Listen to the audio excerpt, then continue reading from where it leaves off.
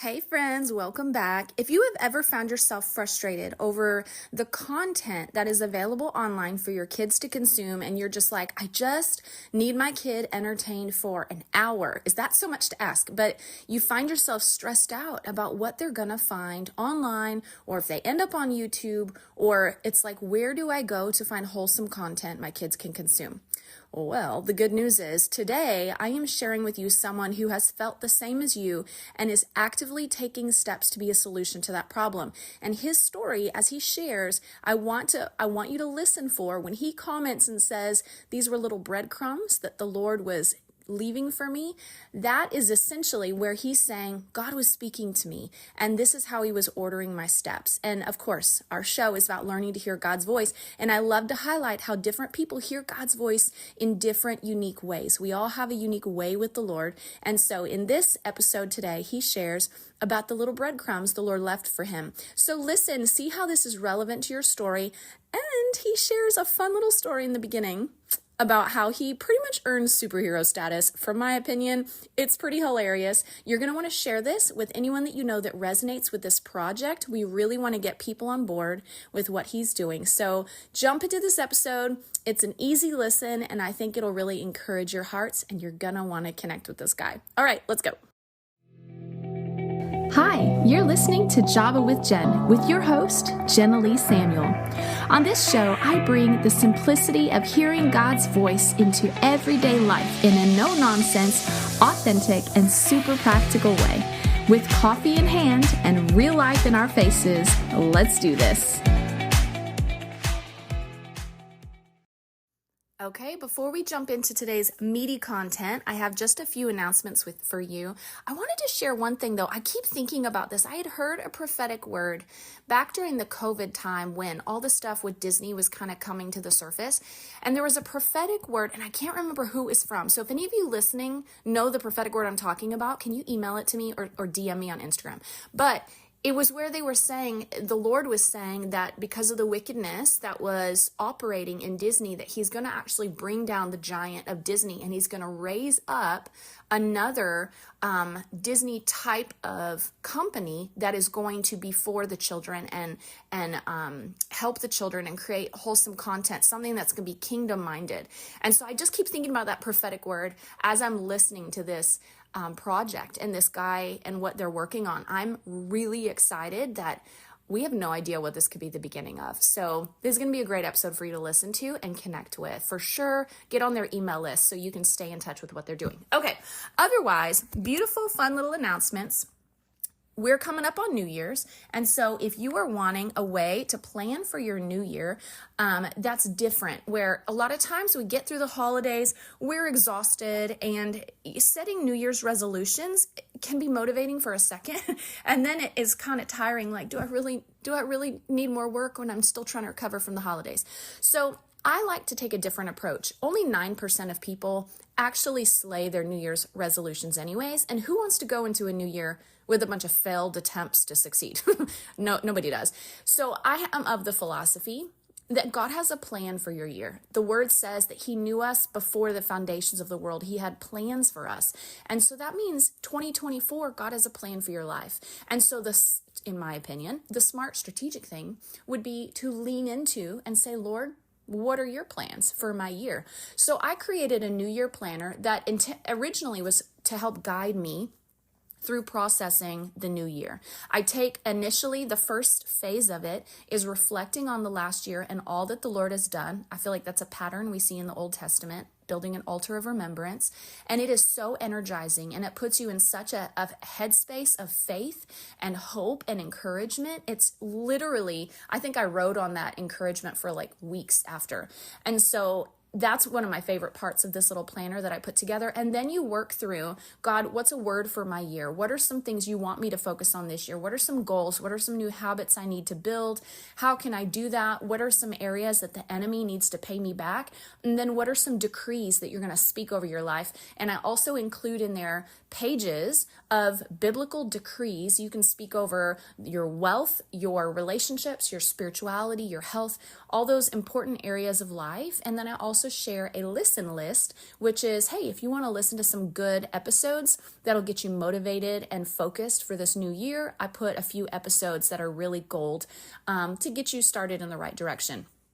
It's loaded with good stuff. The link is in my show notes. It is totally free. People have told me again and again that I should charge for it. I may throw it on Amazon, but I want you to be able to have it for free as one of my listeners. So the download is free. Make sure you grab it. Secondly, if you want to start a podcast, I am a podcast coach. You guys know I got into podcasting as a means of stewarding the gifts God put in my life, and I'm very passionate to help others do the same. I didn't have a podcast coach, and I wish I would have, because it took me forever to figure out what the heck I was doing. So I love serving people in that capacity. I have a program where you can get your podcast up and get equipped with the tools to grow it and monetize it in 10 weeks. It's amazing. It starts January 14th, my next round. If you'd like in on that, there's another link in my show notes where you can book a call with me to ask questions and see if it's a good fit for you. So make sure you do that. I'm taking enrollees right now. I will have to cap the class once we get full, and we are definitely headed that direction. So if you're interested, grab that link, book a call. Let's do this now. And then thirdly, I want to share a review. Those of you who go and rate and review my podcast, you have no idea how that drives my show up in the algorithm and helps people find me. So if you haven't taken the time to do that, I would ask you, go find my podcast on Apple Podcasts. In fact, I'll put the link in the show notes as well, so you can find it easily. You'll scroll down to where you see the ratings and reviews section. You can easily tap 5 stars, leave a review, and I read all of those when it's particularly difficult weeks, and so I read every single review that comes through. So here's one from Musical Crime Productions. They said, so encouraging. I just listened to episode 19 and it was so encouraging. What a great reminder to approach work and the people around us with love. Love is the key to everything. Thank you for leaving that review. That's so kind of you. Moni leaves this one. She says, amazing. I love Java with Jen's podcast. Her shows are relatable and straight from the Holy Spirit. God bless you, Jen. Keep it coming. Your podcast is a blessing to everyone who listens. Thank you guys for those of you who have left those. That blesses my soul. Now, with all of that said, I'm excited for you guys to hear our superhero stories for the day. This guy is hilarious. His story literally made me laugh, and I was like, I've never met someone who's done that. So let's jump in, share this with a friend. We're going to have a great time.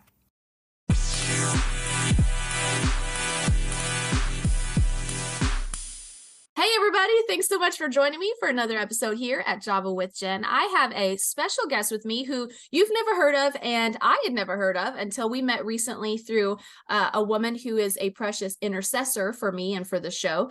And his name is Chris Langlois, otherwise pronounced Langlois if you're fancy in French.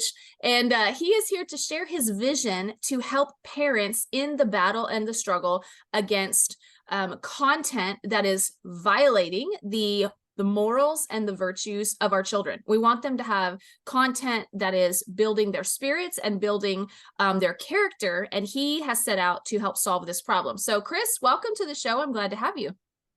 Thank you, Jenilee, and I really appreciate you having me on the show and everybody that's listening here. Absolutely. Well, when our friend introduced us, this seemed like a great connection because, of course, a lot of my audience is parents, and especially parents of young children. Maybe they even have nieces, nephews, whatever. And I remember when my kids were really little, and even now with video games, with TV, with shows, you just sometimes want to be able to let your kids entertain themselves and unwind. But it's not helpful when there's this constant low-key stress of wondering what they're coming across with technology. And so why don't you introduce yourself, and we'll get into your story in a second, but first introduce yourself and where you live, about your family, maybe your favorite food, and then we'll go from there. Sure. All right, so a little bit about me. I'm a father of 2 sweet little girls, Chloe and Aria. Chloe is my 7-year-old, and Aria is 4. She's going on 5 in a couple weeks. Aww. And I'm the husband of a beautiful bride named Amanda, and we've been married for 8 years now. I'm originally actually from West Michigan in a town called Muskegon, which is just outside of Grand Rapids. I can show you the old map on the side of the hand. Some of my fellow Michiganders are going to appreciate that one. But I've lived in Charleston, South Carolina for the past 13 years or so. I do run a project development company where we've got some, I would say, kingdom-based capitalism projects in West Africa. But today I'm here to talk about this new project I've got going on called Valor Heritage Foundation. And let's see, something unique about me. I used to catch nuisance alligators when I first moved to Charleston. What? What in Yep. the world? How did you catch alligators? That doesn't sound very safe. How did this Michigander get into that? Great question. I actually, one of my best friends was worked for DNR and Department of Natural Resources, Uh-huh. and he would help basically wrangle them and transport them to other locations. So if you had one, for example, in your garage or pool, I Hmm. would go out there, jump on the back of the alligator, tie it up, and transport it. That's like Yeah, you're the real Crocodile Dundee, man. I know, right? That's It's hilarious. definitely strange. Did you ever get like chomped by an alligator? I did have one incident that I would say is a little hairy situation where I had somebody assist, and it was a fellow, I can't say fellow, but a friend, police officer. Uh-huh. And I go, "Sir, have you done this before?" And I kind of walked through the process, and I said, "Whatever you do," and I put the pole going down the snout of the alligator, just don't let up. Whatever you do, don't let up. And I had him repeat it to me, and he repeated it back. And as I'm going to jump on this alligator, I see him let up, and that alligator's mouth just swung, and I happened to catch it with my hands and put the snout back in the dirt. But you hear all the, because it was a lady, she's a mom going to play tennis practice, and you hear Uh-huh. all the moms just scream, and I didn't have anything but to react. It was a hairy situation, but it's one of those memories that not many people can say that they've gone out to catch nuisance alligators. I know that almost falls in the category of slightly superhero, like it probably scratches that itch just a little bit. Maybe That's a little amazing. bit. That's so cool. Well, not my dad, my husband grew up with this big pond that fed into the Gulf in his Okay, backyard. And so they ended up with alligators all the time. So they would go hunt alligators in their backyard constantly, which nice. is I'm glad my kids didn't grow up there with alligators. But anyways, well, that's pretty awesome. So moving into your story, you had shared with me on the phone about how this whole thing came about. Why don't you take us through that? Because I feel like your story is super relatable for most parents. So why don't you jump into that? We'll just get into the rest of it. Yeah, of course. So during COVID, I thought I was going to be this superhuman, much like you mentioned earlier, this superhuman person Mhm. where I pop the buttons under. I've got the big S in the costume, and as I primarily worked from home, I was going to be maintain a successful business and operations, make sure the kids were learning and being educated because we're in those difficult years, or those critical years rather, where our kids are sponges. So I was gonna make sure that they were being taken care of. I was gonna make sure the dog was gonna be walked, and then the house would be in somewhat order when the wife got home, right? And this was my pipe dream. And my poor wife was coming home to the house in disarray. The kids probably bickering at each other, and the dog sitting there pawing at the door because he had to go be let out. And I was trying to do everything and failing miserably. And I quickly realized that I'm not this superhero. I'm not this superhuman person. And I was losing my marbles. And like 2 weeks into it, and quote unquote several bottles of wine deep, I said, Mhm. "Honey, this is just not sustainable. Something has to Yeah. give." So we came to this conclusion, like, hey, we'll just let the kids watch maybe a couple hours, maybe a movie a day in the middle of the day where I can just have some focus time on those days that she'd go out to work. And that went fantastic until it didn't. Yeah. And I say that because one day my wife came home and she goes, "Hey, Chris, whatever you do, just don't let the kids watch this particular movie." And as you can imagine, and your listeners can imagine, I let those kids watch that movie the day before. Oh no. So trying to see how much trouble I was going to be, and I go, "Well, honey, why shouldn't they have watched that movie?" And she goes, "Well, it deals with polytheism, so a bunch of different gods, and has some like demonic figures in there." And I'm like, so the dad shame, that dad guilt just kind of Aw. came over me, and obviously I had to come clean to my wife. And because of the greatness of my child's mother, she was able to identify this, and she was smart enough to pre-qualify what the kids should be watching. Mhm. And it's a good thing she brought it up because we actually went back to our kids and had this discussion about the movie, and they actually had questions and conflict with a lot of the values and stuff that we were teaching them. So this was kind of like my frustration point, and I went on this crusade to go find wholesome biblically based content that our kids and our friends' kids could watch because I wasn't the Yeah. only one in this situation. Yeah. And after a lot of hours spent, to be honest with you, there's content out there, but it's not of quality. I didn't want to sit there with my kids and watch it. My wife didn't want to sit there and watch it with the kids. And my kids certainly didn't want to watch it. Yeah. So we were kind of in this rock and a hard place. And it was frustrating because there's 2.4 billion Christians in the world, and I think 74 million Christians in the US. We are one of the most underserved demographics, I would say, in the entire world. Mm. And usually at this point, when I see a problem, I want to go out and fix it. Mm-hmm. But this was a problem that I was like, I don't have time for this. And this is that first little cookie crumble I feel like God put in front of me saying, hey, Chris, Mm-hmm. you see a problem. You know it's going to help kids. You know it's going to help other kids. You need to Yeah. go and solve it. Yeah. But I said, God, I've got too much stuff going on. I don't think you're calling me to do this. In fact, I don't know anything about animated content or gaming, or at least creating it to this level. Yeah. So I just kind of shoved it under a rug. And then let's flash forward for a moment. And I had another little clue and cookie crumble where we've been a part of this church called Seacoast in Charleston, very popular, very large church. Mm-hmm. And I was never really part of a small group, so I never felt that true connection to the bigger church. And after 12 years, I finally said, honey, I'm going to go join a small group and get better connected to the community. And a few weeks into this, the elder in the group goes, hey, Chris, for some reason, I'm feeling this, that God's putting on me that you need to go meet this company called Moondog. And I'm like, what is a Moondog? And why do you want me to meet him? And he goes, you'll understand. And at this point, he's an elder. He's the person I looked up to, respected. He's kind of a mentor in my life. So I said, you know what, Butch, if you want me to go meet him, I will go meet him. And I go to have this meeting with Ben Davis, who's the CEO of Moondog. And ironically, we're talking about this earlier. He's this tall guy, but he's French and Uh-huh. from France. And he comes in and he comes up and he goes, are you Chris Langlois? And I probably butchered the French. And I go, well, yep, that's me. And anybody that uses the French pronunciation, I kind of feel like important. So I stood up a little bit taller during the session. And we sat there and talked for a long time. And he's done some incredible projects with Pixar. In fact, a Mm. lot of your viewers have probably seen the movie Pets. Yeah. His studio played a factor in the movie Pets. Oh, cool. And they've been pretty remarkable in the secular world. But he's like, Chris, my team and we've been feeling this call in the Holy Spirit telling us we need to get into the spiritual world. And I go, listen, I fully respect and I think you should 100% do it.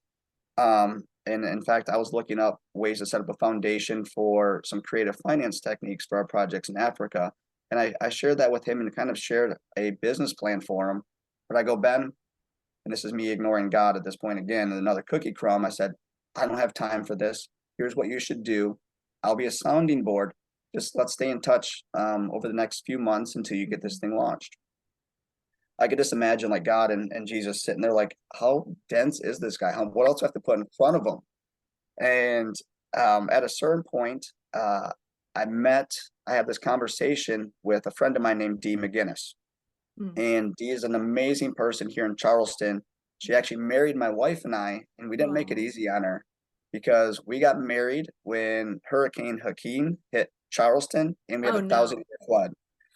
Oh So no. when what's the saying? When it rains on your wedding, it's good luck. Well, a Yeah. hurricane's either the best of luck or foreshadowing for the rest of my life. All But right.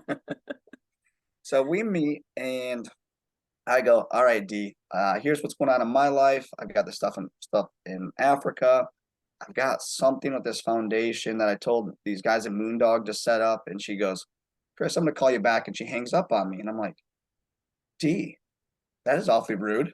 We haven't talked to you in like 3 months. But obviously we're good friends. So I didn't take anything to heart. And it was that night or the next morning, she calls me back up and she goes, all right, Chris. I go, what's up, D? I prayed about it. I'm like, you prayed about what? She's like, there's this lady named Nancy and this company called Capstone Legacy Foundation that is based out of Philadelphia. I'm like, great. What do they do? And why do I need to meet them? And another one of these cookie crumbles, right? That's finally like, I need Yeah. to put this journey together. Mm. And she's like, we'll just have a Zoom call. And we did. And thankfully I did because they said, you know Mhm. what, Chris, we will do that for you. So that way you can focus on your operations and raising capital and actually executing your projects. And I said, well, I'm going to be in Philadelphia this weekend. I'd love to meet you. And we ended up meeting. They fell in love with the project and what I wanted to build. And I fell in love with what they want to do. And it was a perfect marriage and unity between all of us that have kind of come together. So Wow. finally, the Holy Spirit goes, I'm sure they're probably, God's up in his, throwing his hands up in the air saying, finally, Chris gets it. He needs to go and do this. So it's been a wild journey. And what we're trying to do at Valor Heritage is something a little bit different and a little unique. Mm. So donations come in, and a donation can be cash, it can be a house, it can be stock, it can be really any asset that people want to give. Valor Heritage takes the donations, it pulls it together, and instead of giving it, it actually invests into these projects and these projects to create wholesome animated content for our kids. That is the quality and the equivalency of Disney, just without the hidden agendas and based Yeah. on the truth and the gospels and parables. And when the revenues come back from those projects, it goes back to the foundation so we can compound it in future projects. Mm. So I wanted to create this sustainable vehicle to where we can continuously create and produce this content. That's amazing. Okay, so like three thoughts all at once. Yeah. I like the business mind that you have going into this. The other thought was, I love how the Lord is so, what I've learned in how the Lord orders our steps is he's so gentle. Yep. He's not often aggressive or so assertive that it's like, oh, I'm freaking out. It's Yeah. like these were just little, almost what some people call premonitions, or like impressions, or just notions that you had that you kept dismissing, and it was easy to just dismiss. But the Lord, like, look how the Lord pulled his children from all over the world, all walks of life, and connected you guys so that you can make the vision happen. Like, that's just how the Lord works. And I really highlight that for the sake of my listeners. And that phrase that when you see a problem, if something bothers you, the problem that you're seeing is probably because you're the solution to the problem. Yep. Exactly. I hate that phrase, because I'm I like, I know. see a lot of problems, Yep.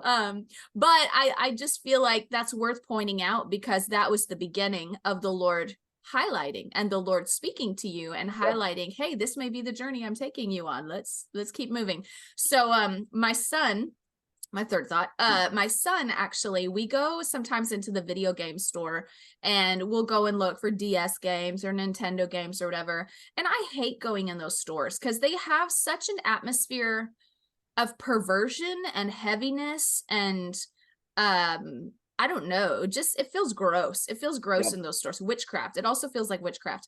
And so my son is very sensitive, and he noticed it too. He goes, Mom, I really don't like how it feels in these stores. I'm like, I know, I don't either.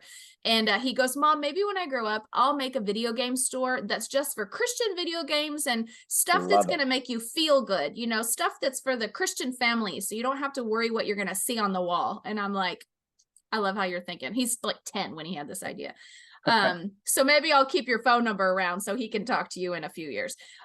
Okay. So Perfect.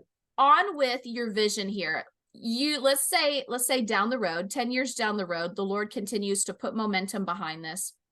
And like the dream is being achieved. It's being accomplished. What would it look like if this was successful, and how different would parents' lives look if your dream is able to be fulfilled and the mission is accomplished? Yeah, so I guess we can even start this first project, which I don't know if I've been highlighted yet, but it's going to be on the parables of Jesus. So you've got the Good Samaritan, the prodigal son, and the plank in the eye. And I'm sure you probably remember Veggie Tales, which a lot of us remember. But what's cool about Veggie Tales is it's created based on biblical and godly principles, but it didn't really highlight that. So they were able to go out to mass market. And what we're doing with parables, it's still going to be these stories and these principles, but it's going to be told in a way that where we can go to Netflix and Hulu and Amazon and get to some of these mass markets where, as a parent or as a Christian kid, you're going to be able to make those parallels between the stories. You're going to know it's based on one of these parables. But for a non Christian kid, they're still going to have the ability to learn and be Mm. taught the truth in a way that they didn't even see as possible. And I'm hoping that it's one of those stepping stones or those clues or cookie crumbs that brings them to Jesus. And my goal is I really want to make it easier for moms and dads to find this wholesome based content that's not boring, that Yeah. excites the kid, that is such quality that they want to go back and watch it time and time again. And that's really the biggest intent. And I want to be able to, I created this, like you mentioned, in a sustainable way where we're going to have the ability to or to compound all of the donations and giving to be used in future projects. And that's That's so really my cool. big vision. Yeah. And to drive this home, do you mind if I share a couple stats with you? Yeah, go ahead. All right. So, we really need to focus on the kids, and here's some of the reasons. So, the International Bible Study indicated that 83% of Christians make their first commitment to Jesus between the ages of 4 and 14. Mm, And 4 and 14 is really where our bread and butter is to drive home a lot of this content and these gaming situations. yeah. Um, Teens between ages of 14 and 18 only have a 14% probability of doing so. Wow. And teens 19 and after, those unbelieving adults have a just 6% probability of becoming a Christian. Mm, Two-thirds of people who ever accept Jesus as their savior do so before the age of 13. wow. 70% of young teens either reject or don't know if Satan exists. And 31% accept the teaching that the universe and everything in it was designed and created and sustained by God. So, Mm, in my opinion, these stats are really troubling, and it shows how distant we've come.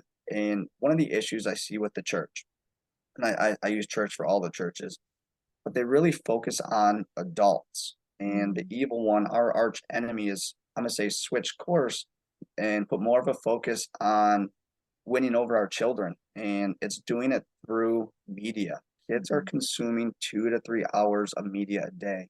Instead mhm. of them consuming these agendas that are being pushed upon our kids, how great would it be if they were consuming 2 to 3 hours of this wholesome, biblically based content and Yeah. media and shows and gaming situations? And guess what? The Bible is not a boring book. It's actually a Right. pretty eventful and book. Uh-huh. So this does not have to be boring. It can still be exciting for our kids. Yeah. We just need more people like Moondog to step up. And I hope this truly inspires not just what I'm doing, but other creators to get out of their comfort zone, to step out and step up, to Mm. create content, to fill this void for the underserved market, which is truly Christian. Yeah, that's so good. That's so true. And it's true. Like, it kind of bothers me that a religious spirit is what has taught the church to go and stay away. Yep. All the while, Satan has this very clear agenda. He's like, that's all right. You guys can play bashful. I'll be intentional and I'll go after the Yep. kids, and we see that so clearly right now. And then it's happening on, social media, where even social media platforms are pushing videos that carry a liberal agenda. Our children need a rescue is what this comes down to. Yep. They need a rescue. And so you wrestling alligators experimenting or experiencing your hero vibes gets to take shape in rescuing our kids now. And so how can people connect with you if they're like, this is exciting, I want to stay in touch, so that they know as you guys are making progress with different things and how they can cooperate with you guys? How can they connect with you? Yeah, they can go to valorheritage.com. Mhm. There's a place where they can submit their email address and we can keep them up to date on the progress of our projects. Yeah. If they feel called to donate or to give or be part of this journey and this legacy, there's a spot where they can do so there. And Mhm. again, if we talked about earlier, if they have one of those like stock or a house or car or something that's out of the ordinary, but they don't want to use anymore, we can have that conversation on how they can use that as a donatable gift and they can still receive the financial benefits. Um, That's and they awesome. can send me an email at info@valorheritage.com. Okay. That's amazing. I'll put all those links in the show notes so that you guys can go back and find them. And for everybody listening, like, I think you can see even from his story how God is so faithful to put the tools in our hands when we don't realize that's what he's doing, so that in later seasons we can look back and go, oh, God was preparing me for this, and so even the business that you ran and the skills that it developed, I have no doubt you're using those skills in this space now.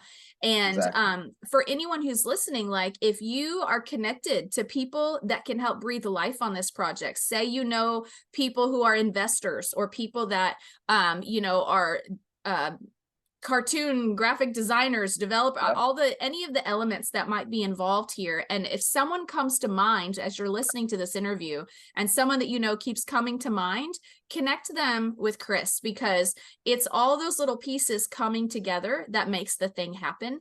And I would love to see this take off, because my kids are older now than your ideal demographic, but I will have grandchildren, and I want my grandchildren to see the beautiful, wonderful things you guys are doing. So did you have any last thoughts? My last thought is, what? God wants us to take more territory on earth. Yeah. Let's do it together, and let's continue to build his kingdom here. Yeah, absolutely. Absolutely. That one passage always sticks out where it says that we're to be as gentle as doves, but as shrewd as a serpent. Like we've got the gentle as dove thing almost to a fault. We need to lean into that shrewd as a serpent. We need to be just as cunning and intentional as the enemy is, but with good intention. And so, well, Chris, thank you for sharing your story. Thank you for taking the leap and doing what you're doing to help shift the tides for our children and the future generations. And so it's exciting. All blessings to you and your project. Thank you so much for letting me be a part of it. And the best is yet to come. Absolutely. I'm excited. Well, you guys, thanks for listening to this podcast episode. If you want to connect with Chris, go check out the stuff, the links and stuff in the show notes. Otherwise, you can go to valorheritage.com.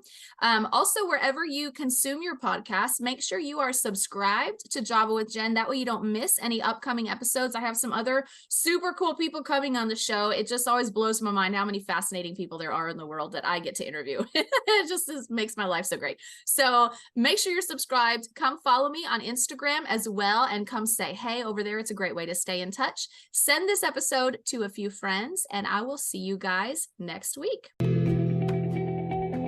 Thanks so much for tuning in to today's show. Listen, let's stay connected. Come follow me on Instagram at JavawithJen, where you can follow the latest and say hey. It's a really great way to stay in touch.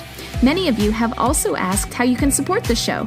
You can make donations through the Anchor app or on Patreon, or of course by sharing, rating, and reviewing on social media and iTunes as well. Your heartfelt feedback always reminds me why I do this. Also, don't miss our merch store, where you can get super cool Java with Jen swag and coffee. Find it at JavawithJenMerch.com. Until next time, remember, hearing God's voice is simple, and He wants to be a part of your everyday life. See you next week.